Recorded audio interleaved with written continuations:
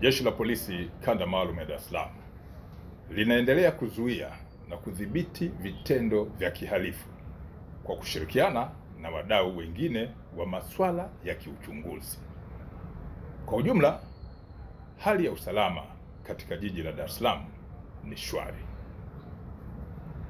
Taarifa ya mwezi Mei 2026 pamoja na mambo mengine inaonyesha Jeshi la Polisi kupitia kazi mbalimbali limefanikiwa kukamata watuhumiwa mbalimbali ambao wamekuwa wakikiuka sheria za nchi zikiwemo zile za usalama barabarani.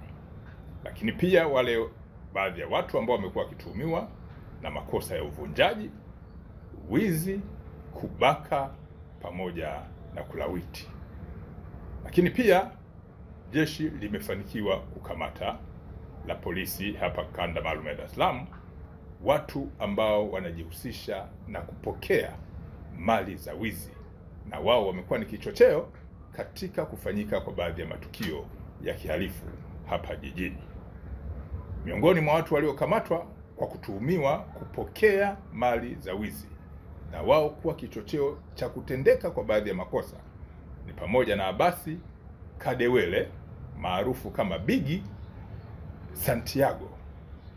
Huyu alikutwa ya simu janja 13 za aina tofauti tofauti, lakini kompyuta mpakato maarufu kama laptop 2 na external drive 3, mali ambazo zinadaiwa kuwa zimeibwa kwenye maeneo tofauti tofauti katika jiji la Dar es Salaam. Upande wa usalama barabarani, ambapo tumekuwa na tatizo kwenye baadhi ya mitaa na barabara, wapo madereva 8 ambao wamekamatwa baada ya kubainika kuwa na kiwango kikubwa cha ulevi. Narudia, upande wa usalama barabarani wapo madereva 8 ambao wamekamatwa baada ya kubainika kuwa na kiwango kikubwa cha ulevi kinyume na sheria za kuendesha vyombo hivi vya moto. Kati ya hao madereva 7 walikuwa vyombo binafsi na dereva mmoja alikuwa ni dereva wa gari la serikali. Wote hawa wamechukuliwa hatua za kisheria.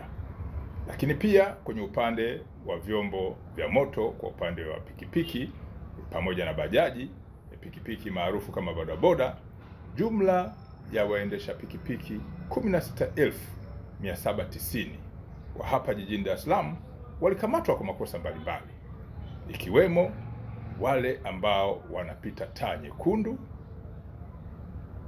bila kuziheshimu, lakini wapo wanaopita kwenye vivuko vya waenda kwa miguu na wengine kutovaa kofia ngumu, swala ambalo linakuwa ni hatari zaidi kwao kwa aina ya uendeshaji wao, na pindi wanapopata ajali kuwa katika mazingira magumu na hatari zaidi ya kupoteza maisha.